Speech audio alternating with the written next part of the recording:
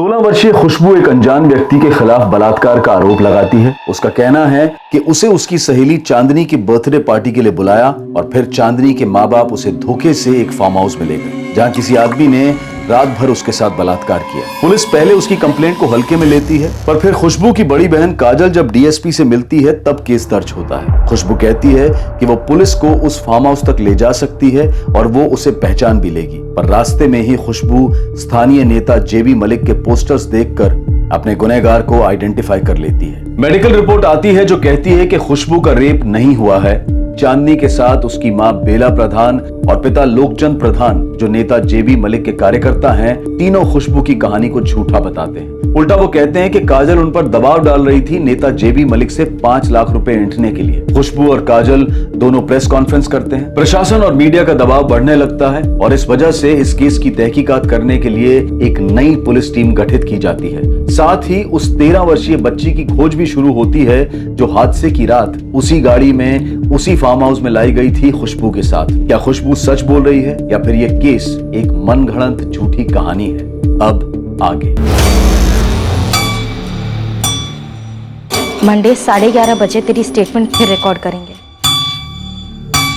1 minute 1 second के लिए भी डरना नहीं।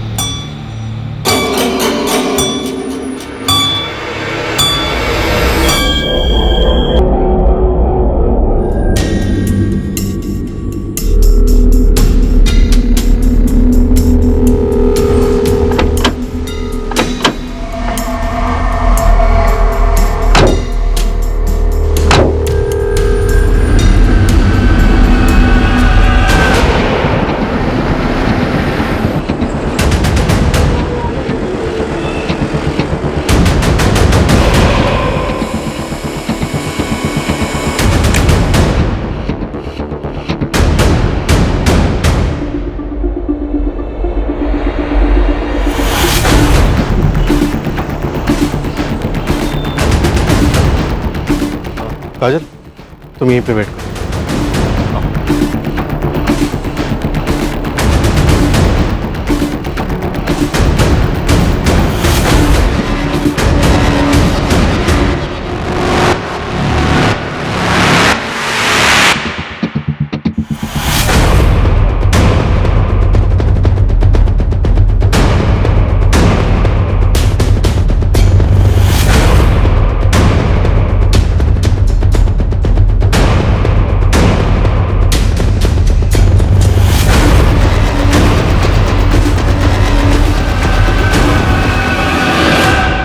खुशबू दास, CRPC 164 के तहत मैं अब तुम्हारा स्टेटमेंट रिकॉर्ड करने वाली हूँ। उससे पहले तुम्हें सारी डिटेल्स बता दूं। बिना किसी डर या दबाव के पूरा सच बयान करना।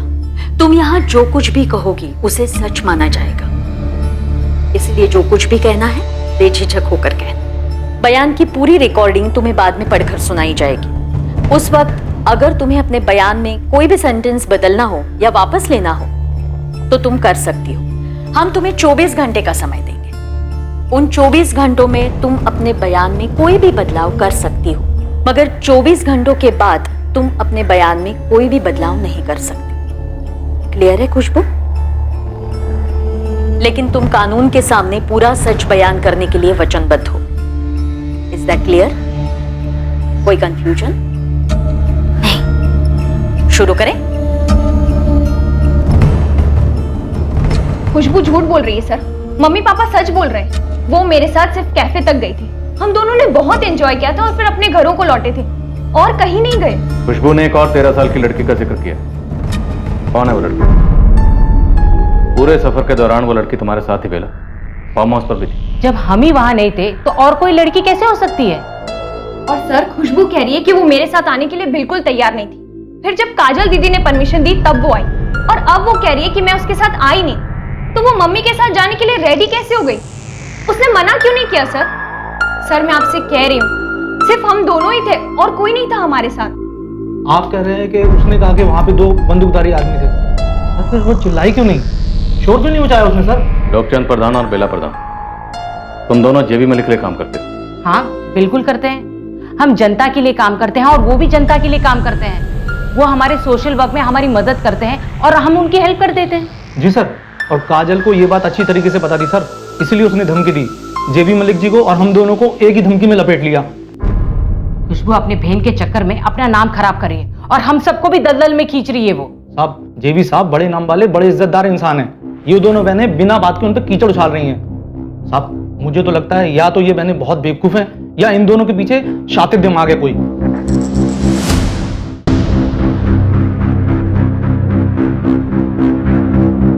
जैसा मैंने कहा था खुशबू, तुम्हें 24 घंटे दिए जाएंगे।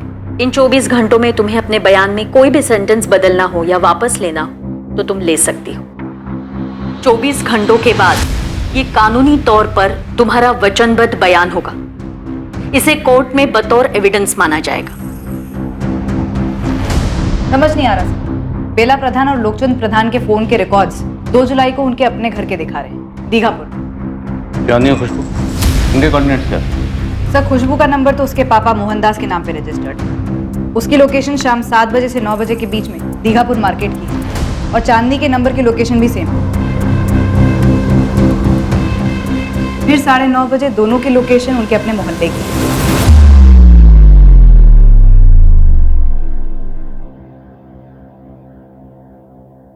उसके बाद खुशबू के फोन पर ना कोई फोन आया, ना उससे कोई फोन किया गया।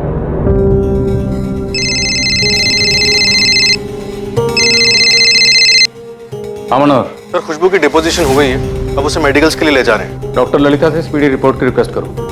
बोलो सुपर सेंसिटिव केस है। Right sir.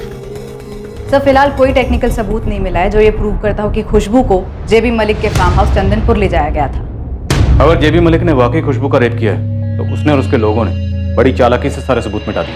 सर, हम जेबी मलिक के फोन रिकॉर्ड्स और लोकेशन रिपोर्ट की रिक्वेजिशन डाल सकते हैं, लेकिन अगर वहाँ क्राइम हुआ है और उसे बड़ी बारीकी से छुपाया जा रहा है तो जेबी मलिक के फोन की लोकेशन फार्म हाउस की तो नहीं दिखी। फिर भी रिक्वेजिशन डाल दो, हमें हर एंगल रूल आउट करना। अगर लड़की सच बोली है तो हमारी सबसे बड़ी ड्यूटी है उसे इंसाफ दिलाना, और अगर झूठ भी बोल रही है तो अब इन सारे डॉक्यूमेंट्स की जरूरत पड़ेगी क्लोजर रिपोर्ट के लिए।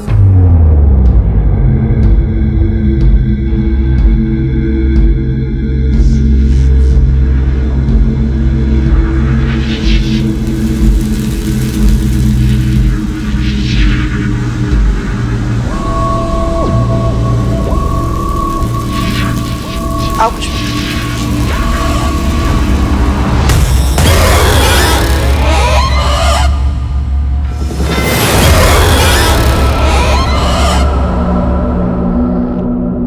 मैजिस्ट्रेट द्वारा एक नई मेडिकल टीम का गठन किया गया था। उम्मीद थी कि बिना किसी पक्षपात के खुशबू का दोबारा मेडिकल एग्जामिनेशन होगा, रिपोर्ट को बारीकी से स्टडी किया जाएगा और फिर रिपोर्ट फाइल। खुशबू की पहली स्टेटमेंट और नई statement word to word same.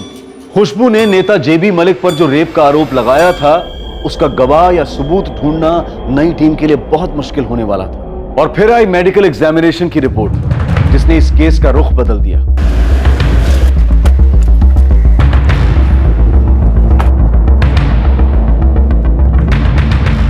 यहाँ के मैनेजर हो? जी, मैं ऑनर हूँ। यहाँ सीसीटीवी है? सॉरी मैडम, यहाँ सीसीटीवी नहीं है। 2 जुलाई की शाम को ये दोनों लड़कियां यहाँ आई थी, इन्हें देखा है? मैम, इन्हें देखा तो जरूर है, लेकिन 2 जुलाई पक्का कह नहीं सकते। और वैसे भी शाम को यहाँ सबसे ज्यादा भीड़ होती है। आपके ऑर्डर का बिल पंच होता है? जी। तो 2 जुलाई की शाम 7 से 9 के बीच में 2 समोसे, 2 पेस्ट्री और 2 कोला का कोई ऑर्डर था, जरा वो चेक कीजिए। ये same order ma'am, 2 samosa, 2 pastry और 2 कोला। साहब, लोकचंद प्रधान जो है उसका एक फिक्स टैक्सी वाला है। लोकचंद की फैमिली को कहीं पे भी जाना होता है तो उसी को बुलाया जाता है। विनीत पाल नाम है उसका।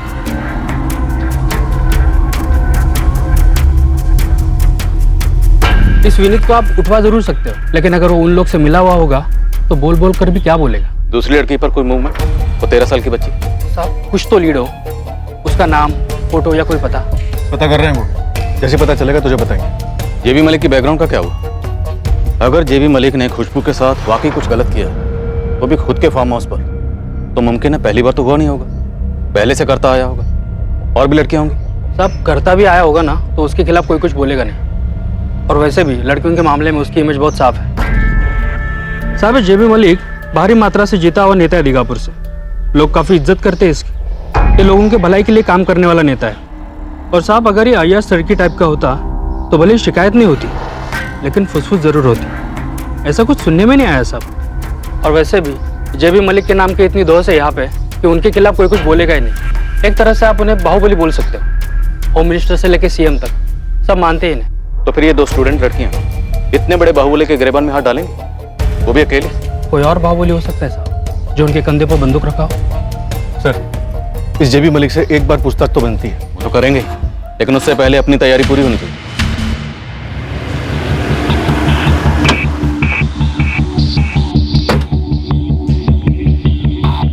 सर, कैफे वाले को ये तो याद नहीं था कि 2 जुलाई को चांदनी और खुशबू वहाँ आई थी या नहीं, लेकिन बोला इन दोनों लड़कियों को कैफे में पहले भी देखा। चांदनी ने जो ऑर्डर बोला वैसा ही एक ऑर्डर मिला तो है सर, ये उसके बिल की कॉपी।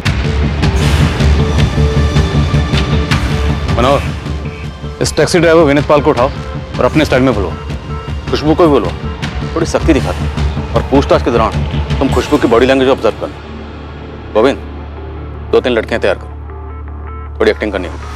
मैम मुझे एक बात बताइए, क्या आपने जेबी मलिक को क्वेश्चन किया? करेंगे, बहुत जल्द करेंगे, लेकिन पहले इंस्पेक्टर सर खुशबू से कुछ जानना चाहते हैं। अब और क्या जानना चाहते हैं? मजिस्ट्रेट के सामने स्टेटमेंट रिकॉर्ड कर ली ना, अब कितना हैरेस करेंगे मेरी बहन को? कोई हैरेसमेंट नहीं, खुशबू ने कंप्लेन की है तो उसके लिए इन्वेस्टिगेशन के लिए तो आना ही पड़ेगा ना। उसके लगाए गए आरोप गंभीर हैं। अब तुम बहस मत करो और उसे लेकर यहाँ आ जाओ। फिर से बुला रहे हैं।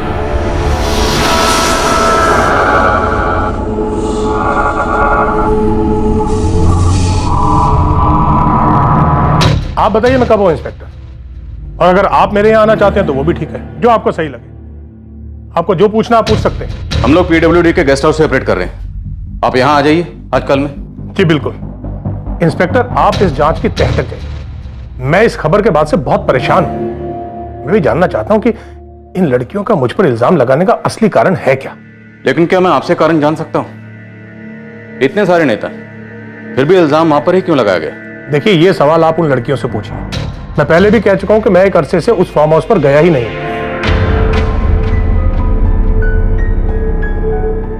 2 जुलाई की रात तू अपनी टैक्सी में बिल और लोकचंद को लेकर गया था दीघापुर मार्केट। ये बच्ची भी थी साथ। फिर आधे रास्ते ये पार्टी दूसरी गाड़ी में आगे निकल जाती।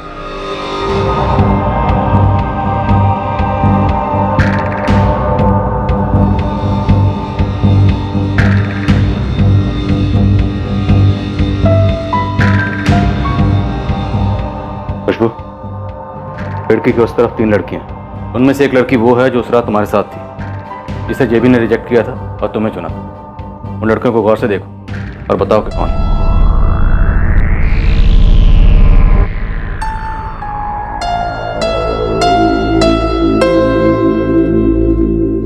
पुलिस के लिए यह पता लगाना जरूरी था कि क्या खुशबू झूठ बोल रही थी। यह एक स्टैंडर्ड इन्वेस्टिगेशन प्रोसीजर था सच पता करने का, क्योंकि सच चाहे जो भी हो, जिसकी तरफ भी हो, उसे टटोल कर साबित करना बहुत जरूरी था, और वो भी सबूतों के साथ।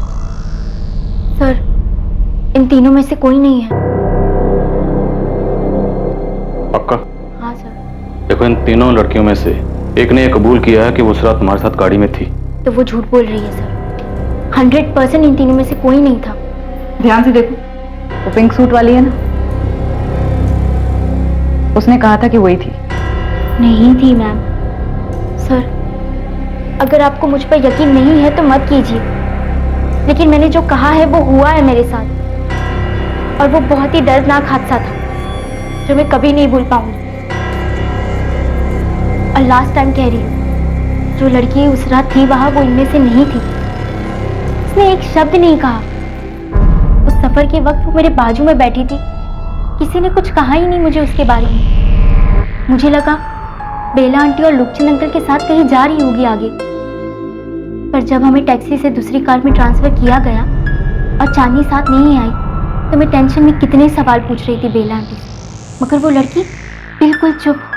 जब हम जेबी मलिक के कमरे में थे और उसने उस लड़की की जगह मुझे चुना, मैं रो रही थी, चीख रही थी, पर वो लड़की बिल्कुल चुप, फेस पर कोई एक्सप्रेशन ही नहीं। खुशबू, तुम बेला और लोकचंद को एक अरसे से जानती हो। सर, मुझे पहले से उनका रवैया अजीब सा लगता था, पर मेरी बहन उनकी बेटी चांदनी की दोस्त बन गई। तो अगर उस रात उन लोगों ने खुशबू को चुना, समझो जेबी मलिक को सप्लाई करने के लिए, तो वो दूसरी लड़की को वहां लेकर क्यों जाएंगे?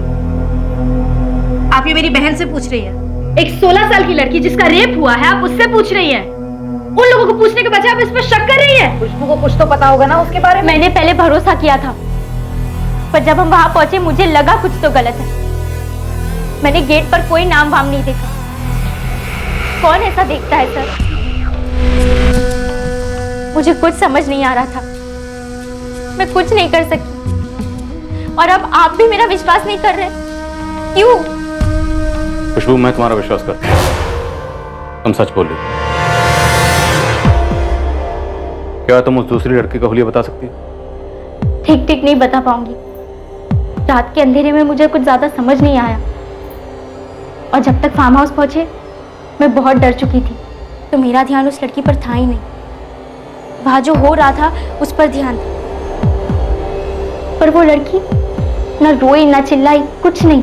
अगले दिन सुबह जब तुम्हें घर छोड़ा गया तब भी वो दूसरी लड़की तुम्हारे साथ ही उसी गाड़ी में? नहीं। तो जब तुम्हें अजीब लगने लगा, शक होने लगा, तो तुमने टैक्सी का नंबर या दूसरी गाड़ी का नंबर नोट करने की या याद करने की कोशिश क्यों नहीं की?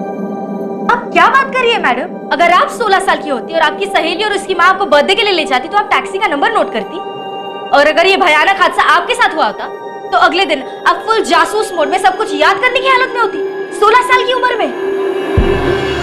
खुशबू, उस टैक्सी का ड्राइवर यही था।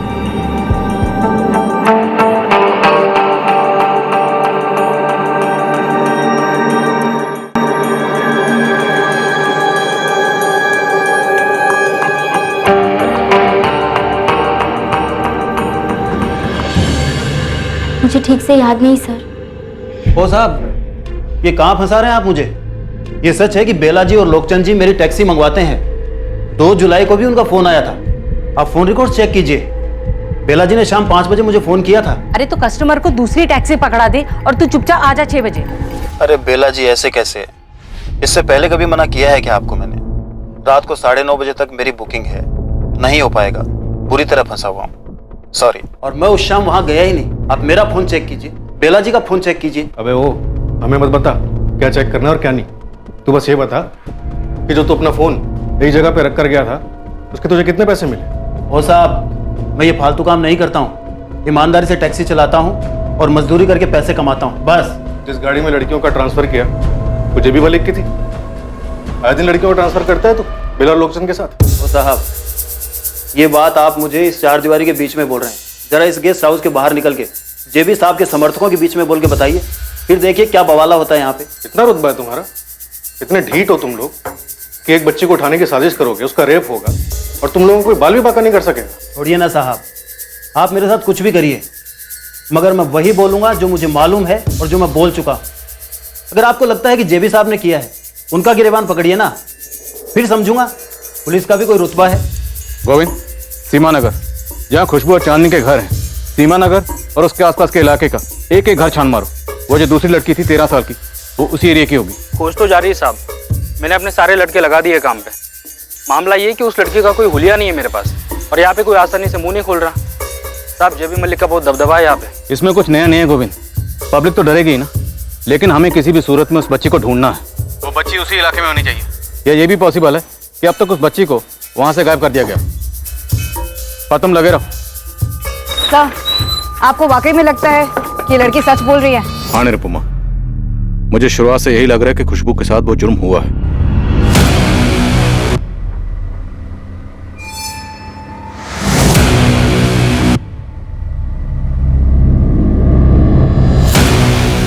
मुझे पूरा यकीन है कि खुशबू को सारी घटनाएं याद नहीं आ रही हैं। और मुझे पूरा डाउट है खुशबू की बड़ी बहन काजल पर। खुशबू ने कहा कि हमारी प्लांट की गई 3 लड़कियों में से कोई भी नहीं थी। वो इसलिए भी हो सकता है सर क्योंकि कोई ऐसी दूसरी लड़की थी ही नहीं। हम सिर्फ इस एक बात पर उसे क्लीन चिट कैसे दे सकते हैं? मैं खुशबू का यकीन इसलिए कर रहा हूँ क्योंकि वो लगातार कंसिस्टेंटली वही कह रही है जो वो कहते आई है। शातिर हो सकती है, विक्टिम भी तो हो सकती है। उसने जो बयान पहली टीम को दिया था वही बयान वर्ड टू वर्ड मजिस्ट्रेट को दिया। 2 दिन हो गए, ना उस बयान में कुछ चेंज किया ना बयान वापस लिया। और हम इस चीज़ को नज़रअंदाज नहीं कर सकते कि उसकी स्टेटमेंट में एक छोटी सी बात, एक माइनर डिटेल बहुत बड़ा सिग्नल है। क्या सर?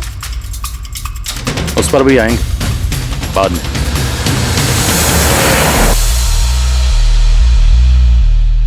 खुशबू पहली बार फार्म हाउस का रास्ता बता नहीं पाई, सिर्फ पोस्टर पर जेबी मलिक को पॉइंट आउट किया। और जब लाल गेट वाला फार्म हाउस मिला तब जब हम लेकर गए दोबारा तो उसने फार्म हाउस को आइडेंटिफाई किया। आपकी रिपोर्ट कहती है कि आप फार्म हाउस पर 2 बार गए सबूत इकट्ठे कर। जी बिल्कुल। पहली दफा पार्टी वर्कर्स ने हमें रोका था, लेकिन जब मीडिया में हल्ला हुआ तो जेबी मलिक ने खुद फोन करके डीएसपी साहब से माफी मांगी और उसके बाद अगली दफा हम अंदर जा पाए।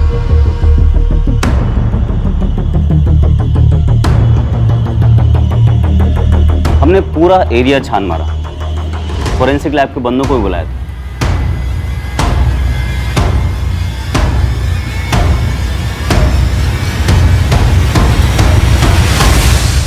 फोरेंसिक वालों ने जितना हो सका उतना स्कैन किया, एक एक इंच छान मारा, जो मिला वो उठा लिया, लेकिन फोरेंसिक रिपोर्ट में कुछ नहीं मिला। जांच पूरा 1 हफ्ता बाद शुरू हुई। जेबी मलिक को पूरे 7 दिन मिले सबूत मिटाने का। कि हम इस थ्योरी पे ऑपरेट करते हैं कि सबूत कभी पूरी तरह मिटाए नहीं जा सकते। इस लड़की का दावा था कि उसे बांध कर उसके साथ रेप किया गया, तो कम से कम बाल, नाखून, खून का कोई कतरा, कोई तो ऐसी चीज होती जो कि मिटाने से साफ ना होती, लेकिन ऐसा कुछ नहीं मिला। फोरेंसिक एविडेंसेस अपनी जगह, और आप लोगों से कुछ ऐसा छूट गया जो कोई अंधा भी देख ले। जी नहीं, हमसे कुछ नहीं छूटा था। दरअसल वो लड़की हमसे झूठ बोल रही थी। नो राजन, वो लड़की झूठ नहीं बोल रही, न तुमसे न हमसे। तो ठीक है, आप बताइए ऐसी कौन सी चीज थी जो हमें नहीं दिखी लेकिन आपको दिख गई? एक बड़ा सा बंगलो है जिसका लाल कलर का गेट है। जिसने गेट खोला उसके पास बंदूक था।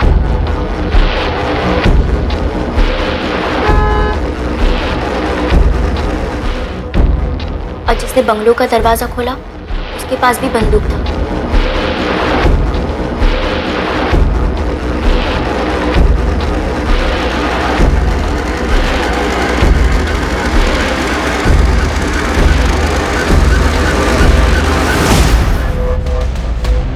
जेबी साहब, नई टीम गई है फार्म हाउस।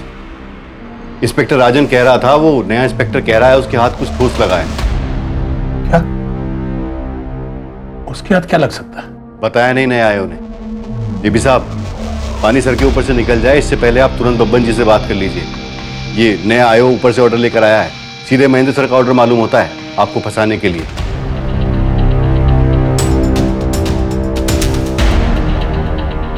उस लड़की ने इस फार्म हाउस की ज्योग्राफी को इतना डिटेल में कैसे बताया? सीढ़ियों से ऊपर जाती एक बेडरूम है।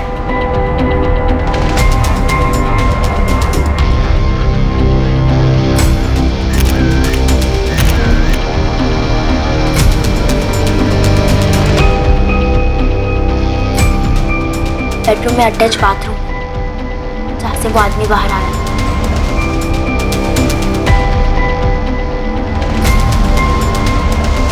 उस लड़की को ये कैसे पता था कि इस रूम के साथ एक अटैच बाथरूम है? ये और ये बेड, इस बेड को उसने डिटेल में डिस्क्राइब किया, पूरी डिटेल में। और फिर बेला आंटी ने मुझे मेरे दुपट्टे से उस बेड पर बांध दिया। मुझे घर जाना। ये सारी डिटेल्स उसको कैसे पता चली? सपने में? रिपोर्ट देखो। ये उसकी पहली स्टेटमेंट है जो उसने राजन की टीम को दी। एक एक डिटेल सही है और इस फार्म हाउस से मैच करती। और ये सारी डिस्क्रिप्शन उसने तब दी जब राजन उसे इस फार्म हाउस पर लेकर भी नहीं आया। उस लड़की को यह तक नहीं पता था कि उसका गुनहगार नेता जेबी मलिक है। सर, जिसका नाम बाहर गेट पर बड़े बड़े अक्षरों में लिखा हुआ है। अगर हम ये मान भी लें कि एक साजिश है, तो उस लड़की ने इस फार्म हाउस को बाहर से देखा होगा। बाहर से उसने इस फार्म हाउस का वो लाल गेट देखा होगा, लाल गेट के पास वो नेम प्लेट देखी होगी।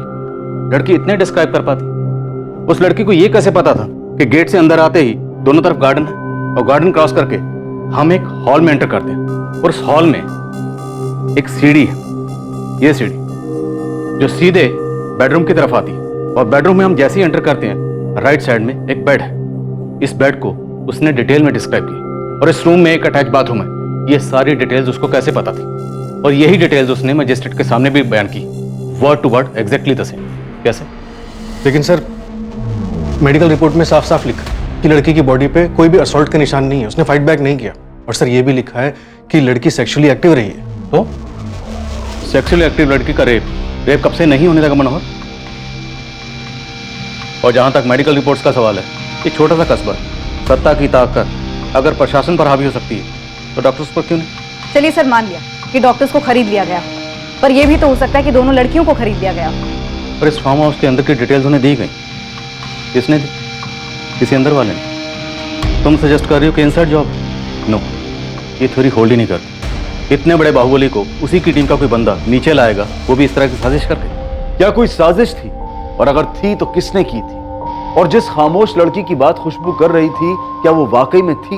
एक तरफ पुलिस इस बेनाम लड़की की खोज में लग गई जिसका हुलिया तक उनके पास नहीं था, और वहीं दूसरी तरफ पुलिस के पास एक ऐसी चौंकाने वाली खबर आई जिससे पूरी इन्वेस्टिगेशन अपनी पटरी से उतर गई।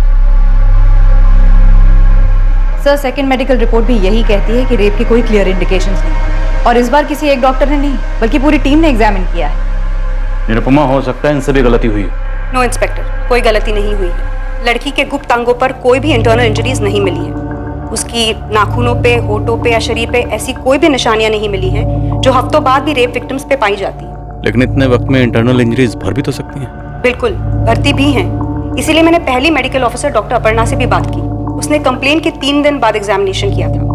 अगर कोई इंजरीज होती तो उसके रिपोर्ट में नोट हुई होती। उस रिपोर्ट की तो बात ही मत करें। जैसे ही पता चला होगा कि जेबी एक्यूज्ड है, रिपोर्ट बदल गई होगी या ठीक से बनी नहीं होगी। अभी भी यही हो रहा है। आप एक रिस्पेक्टेड डॉक्टर पे कॉम्प्रोमाइज करने का आरोप लगा रहे हैं, जो कि सरासर गलत है। लेकिन मुझे उस लड़की पे भरोसा है। भरोसे पे मेडिकल इन्वेस्टिगेशन नहीं होती, और अगर आप ये सजेस्ट कर रहे हैं कि मैं अपनी रिपोर्ट बदल दूंगी तो वो नहीं होगा, ना आपके लिए ना किसी नेता के लिए। तो आप 100% श्योर हैं कि रेप नहीं हुआ है? घाव भरने की कोई गुंजाइश नहीं है? आप रिपोर्ट को ध्यान से पढ़िए। मैंने लिखा है कि रेप के क्लियर और ऑब्वियस इंडिकेशंस नजर नहीं आ रहे। हाँ, हाइमन रप्चर्ड है, लेकिन वो पहले भी हुआ हो सकता है।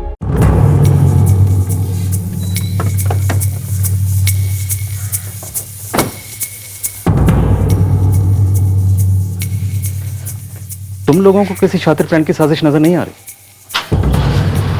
बेला और लोकचंद के फोन की लोकेशंस, उनका घर, टैक्सी की पहले से बुकिंग, और खुशबू और चांदनी के फोन की लोकेशंस, उनका मोहल्ला, और फिर इस सारे प्लान को एक फर्जी मेडिकल रिपोर्ट का तड़का लगाया गया।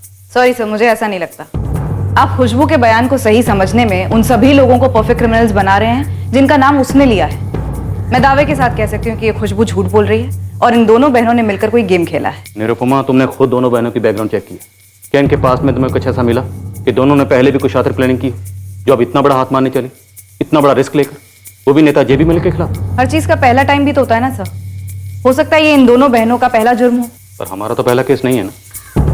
इंसानियत वगैरह एक तरफ, और निरुपमा लॉजिक कहता है ये दोनों बहनें अपने ऊपर इतना बड़ा रिस्क नहीं बुलवा सकती। ज्यादा चांसेस हैं कि नेता जेबी मलिक ही हमारा मुजरिम है। इस केस का एक अहम पहलू था एक ऐसी बात जो इस केस की सच्चाई को रोशनी में लाने वाली थी, और ये बात बहुत जल्द सामने आने वाली थी। कौन बोल? साहब, खुशबू ने जिस लड़की का जिक्र किया था ना, मिली? साहब पक्का तो नहीं बोल सकता, लेकिन आज सीमा नगर के पास के लक्ष्मी नगर से एक 13 साल की लड़की का पता चला है जो अब वहाँ नहीं है। गायब हुई है? साहब सिर्फ अकेली लड़की नहीं, उसके सारे घर वाले 4 जुलाई को घर छोड़ के चले गए थे। कौन थे ये लोग? साहब लड़की का नाम पूजा मिस्त्री, बाप लक्ष्मण मिस्त्री और माँ कावेरी मिस्त्री। साहब मैं मकान मालिक को ढूंढ रहा हूँ जिससे मुझे माँ या बाप का फोटो मिल जाएगा, जिसके नाम पे एग्रीमेंट रजिस्टर्ड होगा मकान। मुझे उस लड़की की तस्वीर चाहिए। स्कूल वगैरह जाती हो? साहब वो दीघापुर म्यूनसिपल स्कूल जाती थी, वहाँ से आपको उसकी फोटो मिल सकती है। गुड। लेकिन साहब फोटो जरा चुपचाप से निकलवाइए, अगर दीघापुर थाने में पता चल गया तो वो लोग जेबी मलिक को टिप दे सकते हैं। सुनो, इस पूजा मिस्त्री की तस्वीर टॉप प्रायोरिटी पे निकलो। ये लड़की इस केस को क्रैक कर सकती है। सर।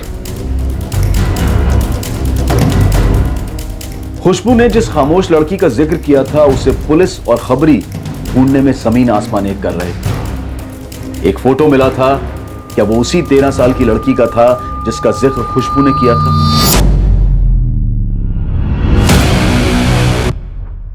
ये वही है सर, यही है वो। सर, मैडम, आपको अब भी लग रहा है हम झूठ कह रहे हैं? अब तो यकीन करेंगे ना आप? मुझे पहले से यकीन था, अब तुम लोग हमारा यकीन करो। ये लड़की जहां कहीं भी होगी ना, ढूंढ निकालेंगे हमें से। अब यही लड़की इस केस को क्लोज करेगी।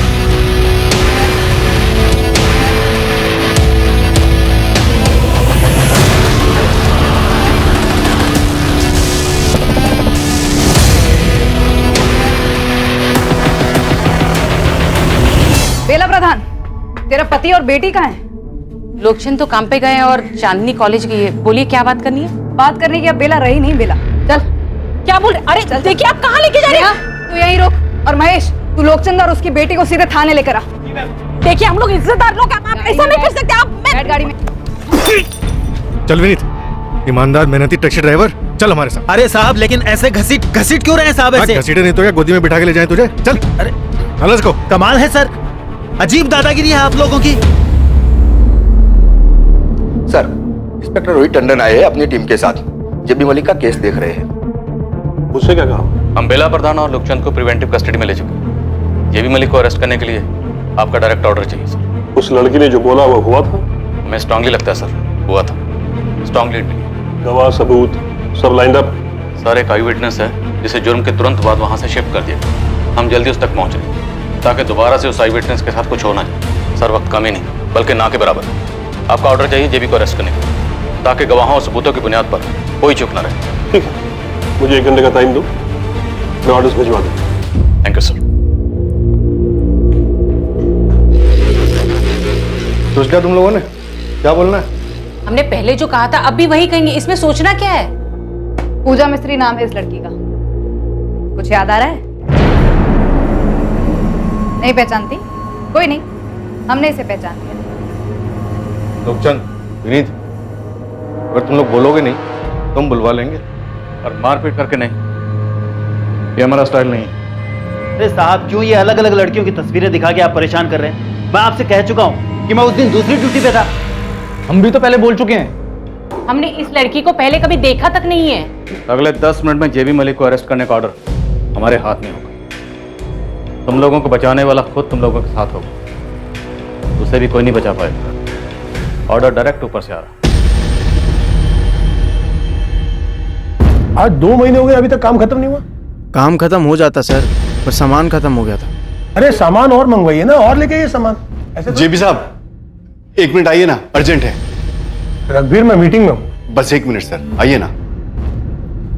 Excuse me. नई टीम ने बेला और लोकचंद को अंदर कर दिया है। वो वही कहेंगे जो हर बार कहते आए कि नई टीम भी गोल गोल घूमती रही। ये भी पता चला है कि आपके खिलाफ अरेस्ट वारंट निकला है। ऐसा क्या मिला उनको?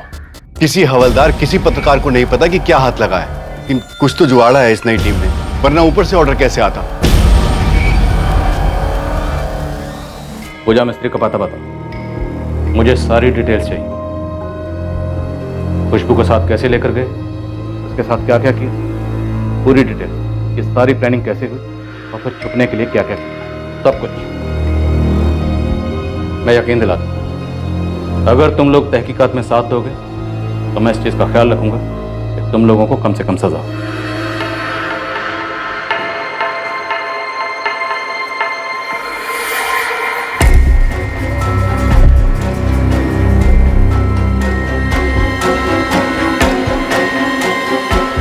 जेबी मलिक का अरेस्ट वारंट। चलो मनोज, सोचने में थोड़ी मदद मिलेगी और उम्मीद करता हूं तुम लोग सच बोलने का फैसला करो।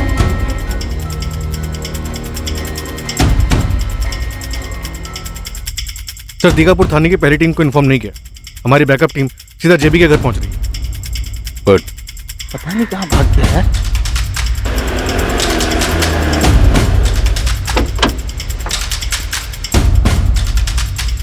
सर हम लोग टाइम से 5 मिनट पहले आ गए थे, पर घर पे ताला लगा है।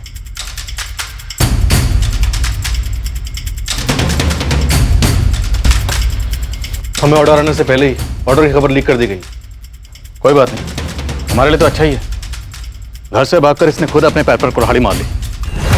रघुवीर, मेरे पत्नी और बच्चे राडार से पूरी तरह बाहर रहने चाहिए। उनकी चिंता बिल्कुल ना करें जेबी साहब।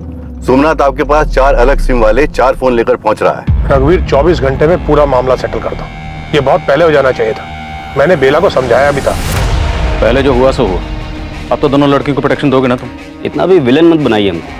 हमें बाय द बुक जाने के लिए कहा गया था, हम बाय द बुक गए थे। राजन जी, नेता जेबी मलिक के लिए रेड अलर्ट जारी करना पड़ेगा, वो भी तुरंत। आप लोग सोच लीजिए, अगर जेबी भागा है तो उसे बहुत ऊपर से प्रोटेक्शन मिली होगी। कहाँ तक जाएंगे उसके पीछे? तुम फिर विलन बन रहे हो। तुम डिसाइड करो तुम किसकी तरफ। मैं किसी की तरफ नहीं हूँ, मैं बस ये जानता हूँ कि सिस्टम कैसे काम करता है। दैट्स एग्जैक्टली व्हाट सिस्टम बदलते हैं। उस बच्ची के बारे में सोचो, 16 साल की बच्ची का रेप हुआ। Issue the notice now. प्रशासन से हुई गलतियों को सुधारने की राह पर काफी अफरा तफरी मचने लगी। दोनों बहनों को पुलिस प्रोटेक्शन दी गई ताकि उन दोनों पर कोई आंच ना आने पाए। आखिरकार आशा की किरण उभरने लगी। खुशबू को उसके साथ हुए भयंकर जुर्म के बदले न्याय मिलने की उम्मीद जगने लगी।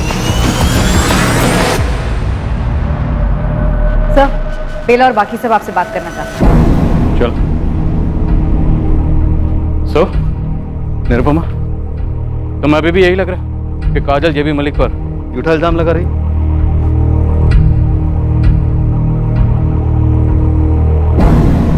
बोलो। पूजा मिस्त्री बेरीखेड़ा में अपने माँ बाप के साथ है। उसे यहाँ से चले जाने के लिए पैसे दिए थे तुमने? हाँ, उसके बाप को पैसे दिए थे। गिनने की जरूरत नहीं और टाइम भी नहीं है। 2 लाख है, लो और निकलो। और दीघापुर में पूजा दिखनी नहीं चाहिए, और ना ही तुम और तुम्हारी बीवी।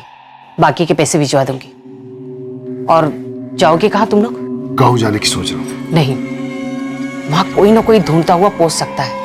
तुम यहाँ से दीघापुर बस स्टॉप जाओ। वहां पे तुम्हें सोमनाथ नाम का एक आदमी मिलेगा। वो तुम्हें श्यामपुर में फंसा देगा। जाओ। अभी तो बैरीखेड़ा बोली। पिछले हफ्ते उन्हें श्यामपुर से हटाकर बैरीखेड़ा भेज दिया। मनोहर से कहो एक टीम लेकर सीधा बैरीखेड़ा जा। सर। बेला, अगर पूजा बैरीखेड़ा में नहीं मिली ना तो तेरी फैमिली को ऐसी जगह बसा दूंगा कि जिंदगी भर तुम लोगों को कोई ढूंढ नहीं पाएगा। जेबी साहब के लोगों को भी नहीं पता कि वो बैरीखेड़ा में है। पूजा मिस्त्री इसे भी खुशबू की तरह फंसाया? नहीं, उसके बाप को बोल कर ले गई थी। तुम्हें मालूम था तुम्हारे माँ बाप तुम्हारी सहेली खुशबू को फंसा रहे हैं? और कितनी लड़कियों को सप्लाई किया?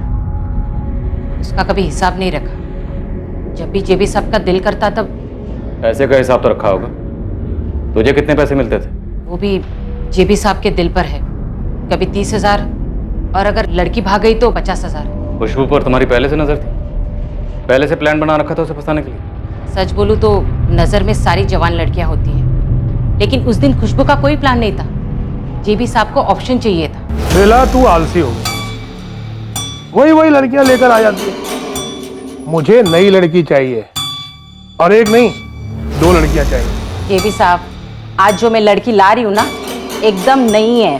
पिछली बार भी तू नई बोलकर ही लाई थी। सुन, मुझे नई के साथ अच्छी लड़की चाहिए।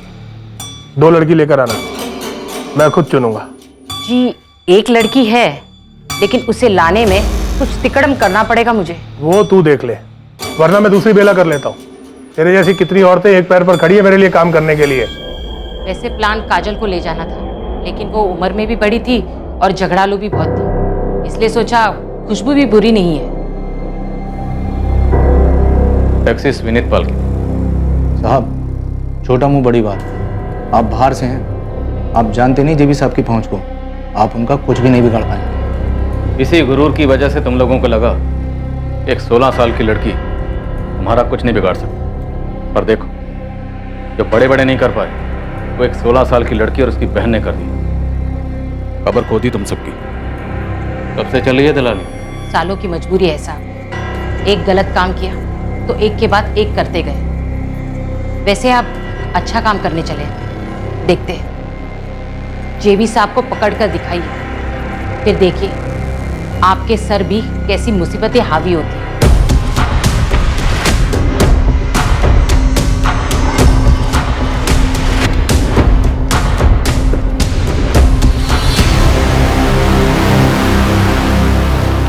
लक्ष्मण मिस्त्री। जी साहब। अपनी बीवी और बेटी को बुलाइए।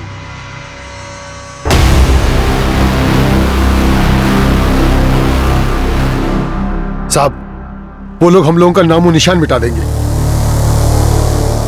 पूजा, तुम्हारे बाबा ने खुद से भेजा था तुम्हें बेला के साथ? साहब, मैं हाथ जोड़ता हूं, आप लोग हम लोगों को और मत फंसाओ इसमें।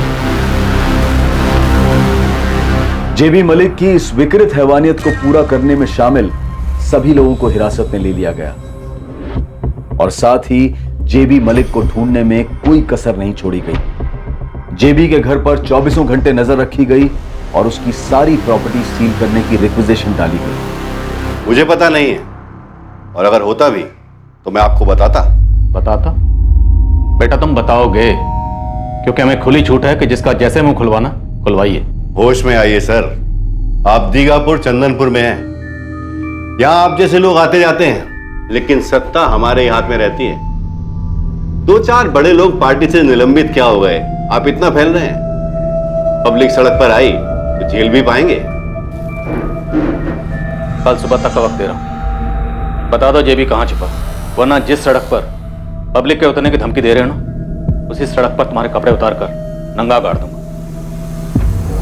जेबी साहब कभी हाथ नहीं लगेंगे, और लगे भी तो तुम बाल भी बांका नहीं कर सकते उनका। फिलहाल तुम्हारा तो बाल बांका कर सकते हैं। सचिन, इसकी बाल खाल सब बांका करो, जो करना है करो, खुली छूट है। खुशबू के साथ जेबी मलिक के सामने पेश की गई लड़की पूजा मिस्त्री अब अपने माँ बाप के दबाव के बावजूद आखिरकार सच बोल पड़ी। हाँ दीदी, ये वही लड़की है। पहले टैक्सी में थी और फिर उस गाड़ी में, फिर उस आदमी के सामने उसके घर में। जेबी मलिक नेता। क्या हुआ इसके घर में? बेला आंटी ने पहले मुझे आगे किया, जेबी मलिक ने कहा ये नहीं चलेगी। फिर इस खुशबू को चुना और लोकचंद चाचा के साथ मुझे नीचे हॉल में बिठा गया। फिर लोकचंद चाचा मुझे घर ले आए और बाबा ने उनसे पैसे ले लिए। शाबाश पूजा, ये बात जो तुमने अभी बोली है ये तुम्हें कोर्ट में भी बोलनी होगी। डरने की जरूरत नहीं है, हम तुम्हारे साथ रहेंगे। बोल पाओगे? हाँ।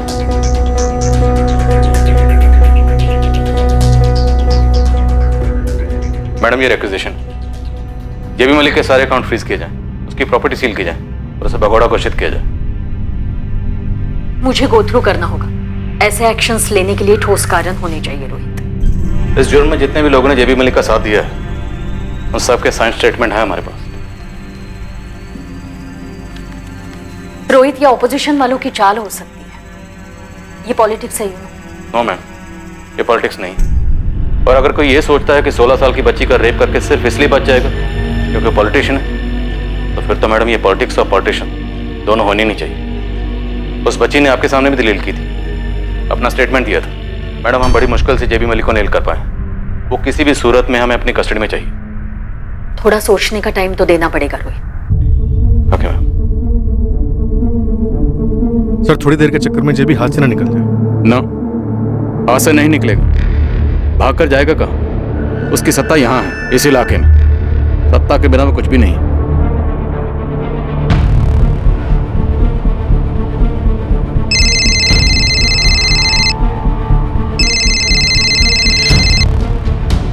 हाँ सोमनाथ। बुरी खबर है मालिक, आपको भगोड़ा घोषित कर दिया गया है। क्या?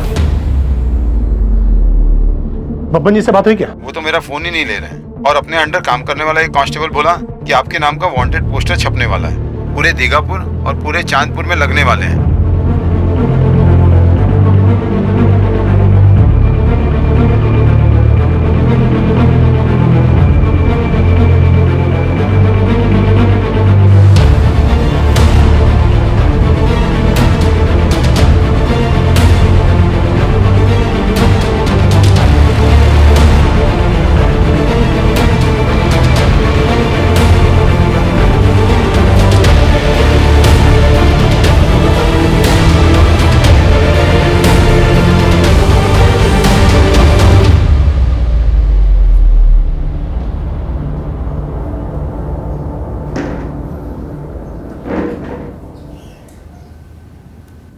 जितने भी नाम आए हैं इस केस में, सब ने तुम्हारे खिलाफ बयान दे दिया।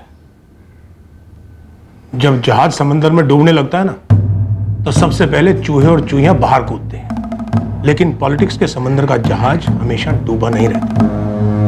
हमारे यहाँ नियम है, आज डूबा कल तैरा। तैरने के लिए समंदर में पानी होना चाहिए जेबी मलिक। तुम्हारे समंदर का सारा पानी हमने खींच के बाहर फेंक दिया। Case close. केस अभी शुरू ही कहाँ हुआ है इंस्पेक्टर? कोर्ट में तो आने दो। जानता हूं तुम कोई कसर नहीं छोड़ो, और हम भी कोई कसर नहीं छोड़ेंगे तुम्हारी बेल अपोज करने में। चार्जशीट लोहे की स्याही से लेकर बाकी कोर्ट तय करेगा। लेकिन मुझे तुमसे एक सवाल पूछना, सिर्फ एक सवाल। पूछो। मैं छोटे लोगों को मना नहीं करता। क्या तुमने खुशबू के साथ बलात्कार किया? हाँ किया है। खुश? अब काम की बात करें। इंस्पेक्टर, उस लड़की और उसके लोगों को बुलाओ, बैठते हैं, बात करते हैं, मामले को सेटल करते हैं। तुम्हारी भी सेटिंग हो जाएगी। इंस्पेक्टर, तुमने अभी तक चार्जशीट फाइल नहीं की है। उस लड़की से स्टेटमेंट ले लेंगे कि जो कुछ भी हुआ वो आपसी सहमति से हुआ। उस लड़की के मन में लालच आ गया, वो रेप चिल्लाई। और हाँ, सेक्स से पहले उस लड़की ने मुझसे झूठ बोला कि वो माइनर नहीं है। ऐसी स्टेटमेंट उसकी बहन से ले लेंगे। इस मामले को यहीं खत्म कर दो इंस्पेक्टर। ये अब खत्म नहीं होगा जेबी मलिक। खुशबू तुमसे लड़ेगी और हमारी सपोर्ट के साथ लड़ेगी। जब कोर्ट तुम्हें एक माइनर के साथ रेप के जुर्म में लंबी सजा सुनाएगी ना, उस वक्त तुम्हारा चेहरा देखने के लिए कोर्ट में मौजूद जरूर रहो।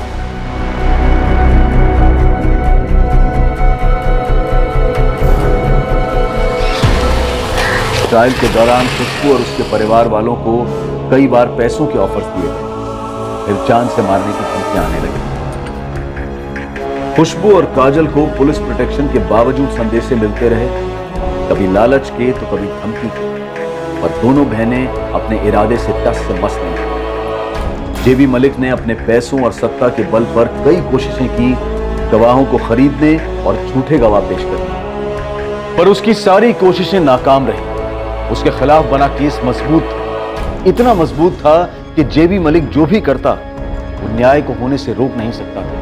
ट्रायल कोर्ट ने जेबी मलिक, बेला प्रधान, लोकचंद प्रधान और चांदनी प्रधान को उम्र कैद की सजा सुनाई।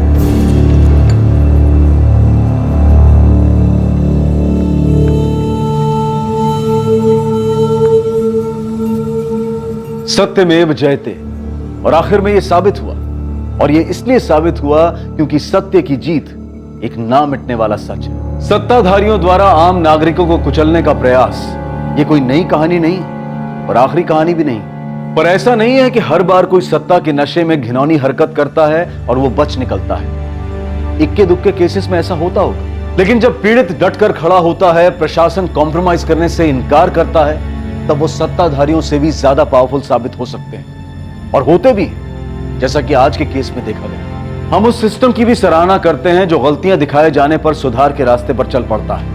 हम उस मीडिया की भी सराहना करते हैं जो पीड़ित की आवाज बनते हैं और न्याय दिलाने में मदद करते हैं। हम कानूनी प्रक्रिया की सराहना करते हैं जो सारे दबावों के बावजूद, सारे क्रिटिसिज्म को झेलते हुए अपने लक्ष्य से हटती नहीं और सच तक पहुंचने में लगी रहती है। अब मैं अनूप सोनी आपसे विदा लेता हूं, तो फिर मुलाकात होगी एक और नए केस के साथ। और याद रखें, क्राइम और आपके बीच में सिर्फ इतना फर्क है कि आप कितने सतर्क हैं। सतर्क रहें, सुरक्षित रहें। जय हिंद।